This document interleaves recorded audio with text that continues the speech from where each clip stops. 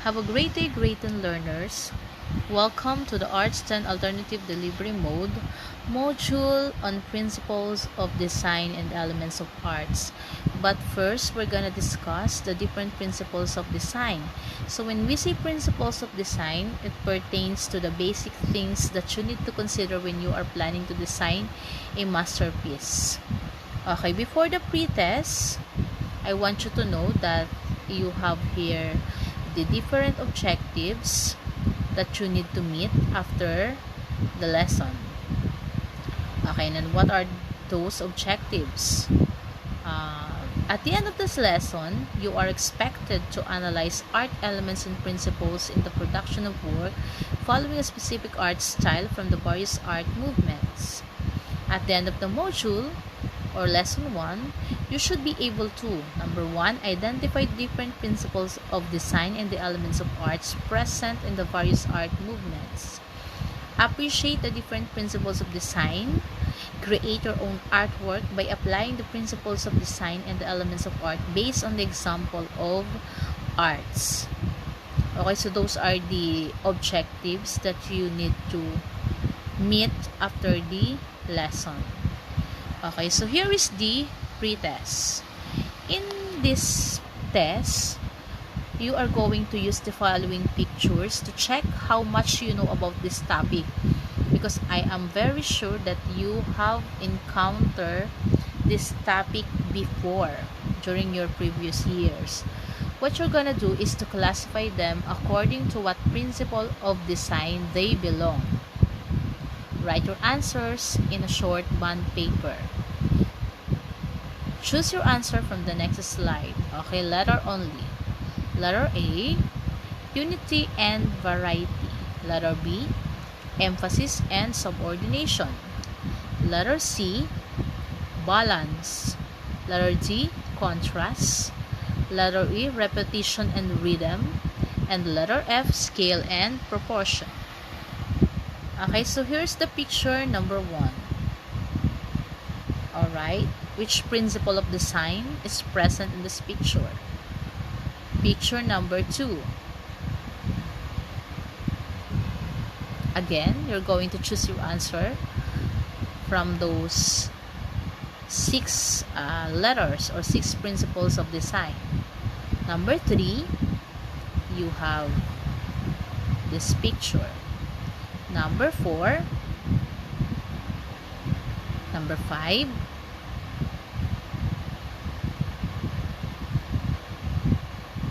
number 6, number 7,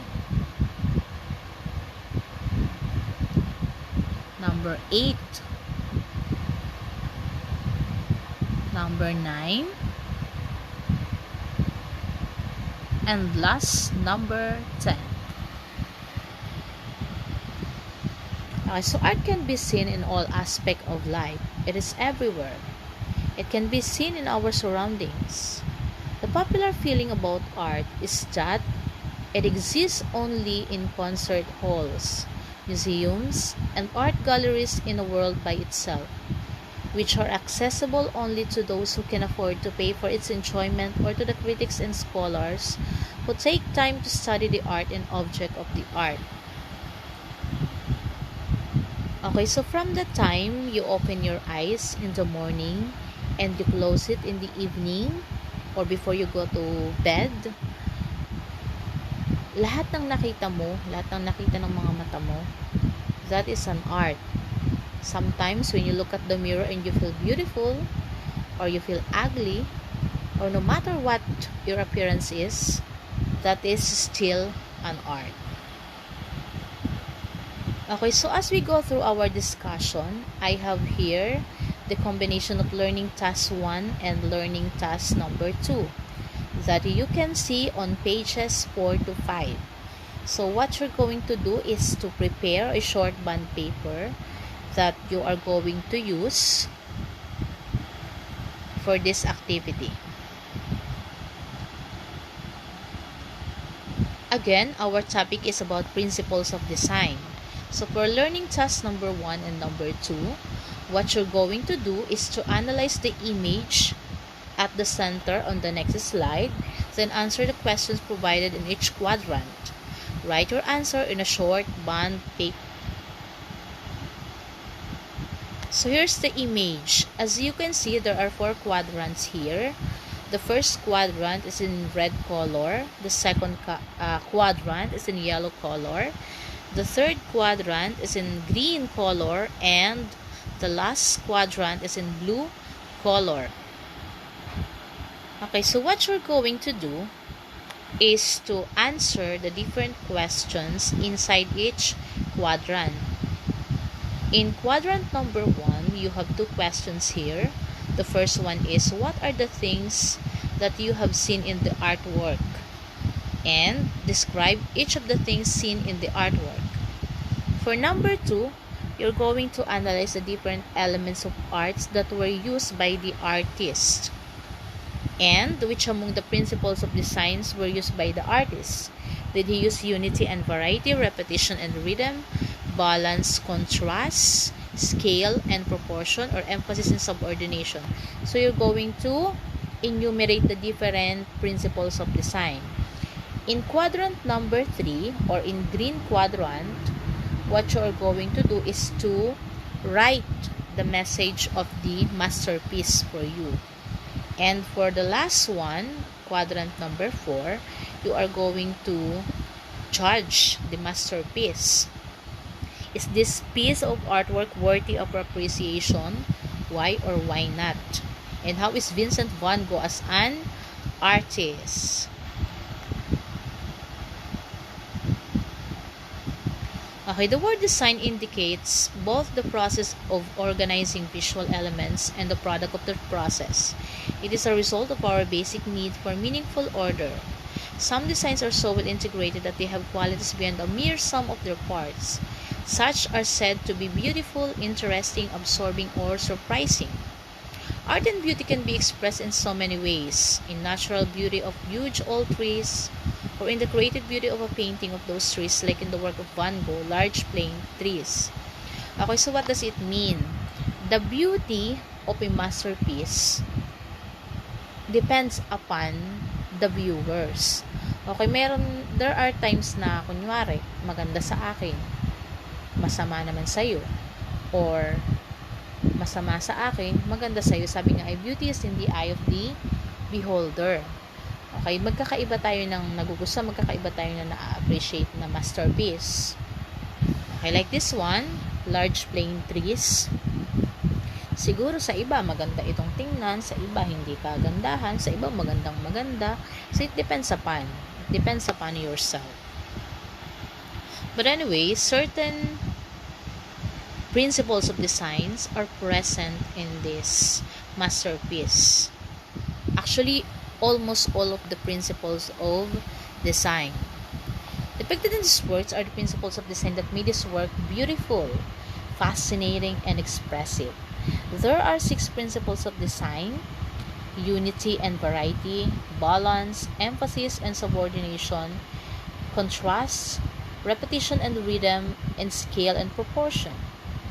We're gonna discuss these different principles of design on the following slides.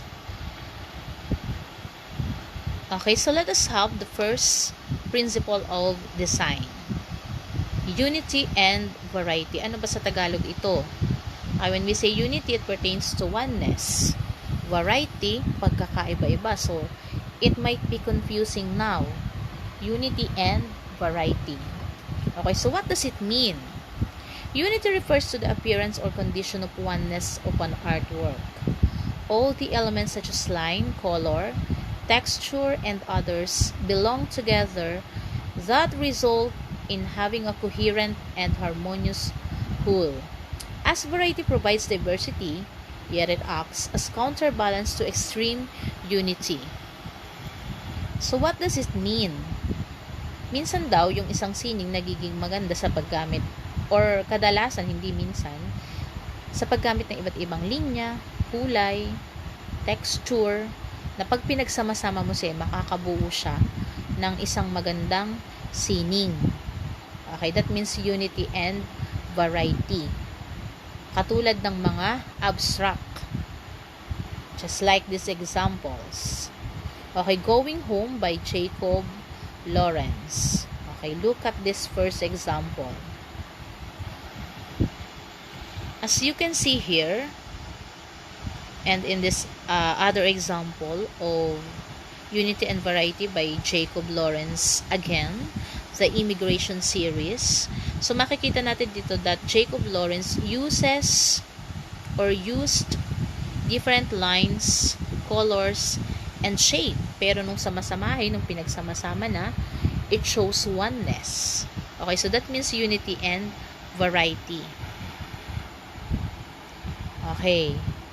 So the visual themes were established with the use of lines, shapes, and colors. So many figures and objects in the complex compositions of Lawrence formed a unified design through the artist's skillful use of abstraction, theme, and variation. Okay, so now let us proceed to the second principle of design, which is balance. So what is balance? When we say balance, it pertains to the condition in which acting influences are held in check by opposing forces, or what is in the left side should appear on the right side, also in order to achieve equilibrium, because equilibrium is very important in principles or in design. Okay, so the near or exact matching of left and right sides of a three-dimensional form or a two-dimensional composition is called symmetrical balance. Two sides which are not the same is a symmetrical balance naman. Okay, kapag parehong-pareho, ang tawag natin doon is a symmetrical balance. If the right side, on the other hand, is different from the left side, it is what we call as the asymmetrical balance. So, Going Home by Jacob Lawrence, the immigration series of Jacob Lawrence that we have tackled before. So, hindi na natin ito babalikan. Let us have the other examples that shows balance. Okay, so on the left side, we have Chariot by Alberto Giacometti. And on the right side, we have the Evening Glow of the Ando Suzuki Haranobo. Okay, so in this case, which do you think is symmetrical and which do you think is asymmetrical balance? Okay, so are you ready to know the answer? Let us find out. Okay, asymmetrical balance can be seen on the wheels of the chariot. Okay, balikan natin. Okay, so we have here the wheel, itong dalawang gulong. So, it shows a symmetrical balance dahil pareho yung kaliwa at yung kanan ay pareho. Whereas, Haranobo's figures on a wood block print, a symmetrical balance was achieved with one figure sitting and the other standing. Okay, dito sa kabila, the woman in black is sitting down and the woman in red is standing by. So, therefore, it is an example of asymmetrical balance. It's not the same. Okay, so now let us move on to the next principle of design, which is letter C, emphasis and subordination. So, kapag meron tayong gustong bigyan ng pansin o mas pagtuunan ng pansin, we can use emphasis. To create emphasis, position, contrast, color intensity, and size can all be used. Neutral areas of lesser interest are created by artists through subordination to keep us from being distracted from the areas of emphasis. Okay, so what does it mean? Kapag mayroon tayong gustong bigyan ng emphasis dun sa ating masterpiece, pwede nating ibahin yung posisyon. Pwedeng lahat kunyari ay nakahiga. Tapos yung gusto nating i-emphasize, gawin nating in vertical or diagonal. Or pwede din naman nating contrast. Say for example, everything is in light color. Tapos yung gusto nating i-emphasize, in dark color. Or pwede din nating patingka din yung gusto nating i-emphasize. or mas palakihin natin yung size or mas maliit. Okay. Say, for example, in this masterpiece entitled Yacht Approaching the Coast by Joseph Mallord William Turner. Okay. Anyway, when we say subordination naman, para mas ma-emphasize yung ating gustong pagtuunan ng pansin, pwede nating gamitin ang kulay. Mas light, mas dark, o kaya ay wag na nating masyadong bigyang pansin. Ang pagtuunan na lang natin kung ano ba yung gusto nating ipakita talaga dun sa ating masterpiece. Okay, so now let us move on to the next principle of design. Letter D, contrast. Okay, so what does it mean? I guess it is the easiest principle to understand because contrast from the word itself, kasalungat. Okay, para maging magkasalungat, okay, dark can be set against light, large against small, bright colors against dull are examples of contrast. Visual experience becomes monotonous without contrast. Contrast can be seen also in the thick and thin areas of a single brush stroke. Okay, so we have here the example: luster painted bowls pane, tin glazed earthenware painted in cobalt blue and luster. Ayan. As you can see, there are certain colors na ginamit lamang dito para mapakita natin yung principle of design, which is contrast. Okay, so they have used the dull and the bright colors of cobalt blue and luster. Okay, next principle of design is repetition and rhythm. Okay, so this principle of design gives a composition of unity, continuity, flow, and emphasis. Rhythm, on the other hand, in the visual art, is created through the regular recurrence of elements with related variations. Ito naman yung pattern. Okay, so napakahalaga ng pattern, most especially kapag yung mga masterpieces ay abstract form. Okay, so we have here the example. Yan.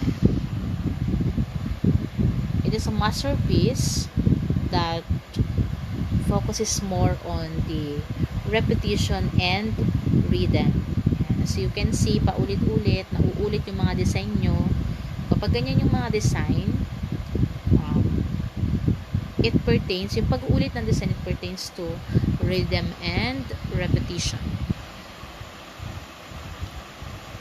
Okay, so now let us have the last principle of design, scale and proportion. So what does it mean? Scale is the relation of one thing to another. It is one of the first decisions an artist makes when planning a work of art. Proportion, on the other hand, is the size relationship of parts to a whole. Okay, so what does it mean? Scale and proportion. Kailangan daw pag gumagawa tayo ng sining o ng isang masterpiece, we have to consider the measurement ng ano. Okay, halimbawa, pag gumawa ka ng tao, hindi pwedeng malaki yung ulo, tas maliit yung katawan, yung cartoon, or malaki yung katawan, tas maliit yung ulo. But there are some designs or masterpieces na hindi masyadong nakafocus sa proportion, katulad ng paggawa ng caricature. Okay, in this example, the use of scale and proportion is very observable. Ayan. As you can see, ayan, meron siyang proportion and scale. The relationship of part to a whole. Okay, so now we're done with the different principles of design. What you're going to do now is the learning task number 3 that you can see or you may see on page 9. So what you're going to prepare is an Oslo paper, and here are the materials. You have color pastel, crayons or watercolor, acrylic paint or any paint available, and you have here the 3 procedures. Number 1, look around and observe the people around you, your friends, your family, and your neighbor or the nature. Yan. So, lalabas ka. Tapos, tumingin ka sa paligid mo. Pwedeng tao, pwedeng hayop, kung anong una mo makita. Pwedeng halaman. Or kung ano yung nakita mo na sa palagay mo ay magandang i-drawing. Then, describe them through a drawing or painting, applying the principles of design. Kailangan yung mga principles of design that I have discussed ay makikita dun sa iyong gagawing masterpiece. Tapos, don't forget to write a title, your original title for your masterpiece. And, do this in an Oslo paper. Take note that you have to write down a short or a brief explanation of your masterpiece at the back of the Oslo paper kung bakit iyon ang napili mong i-drawing.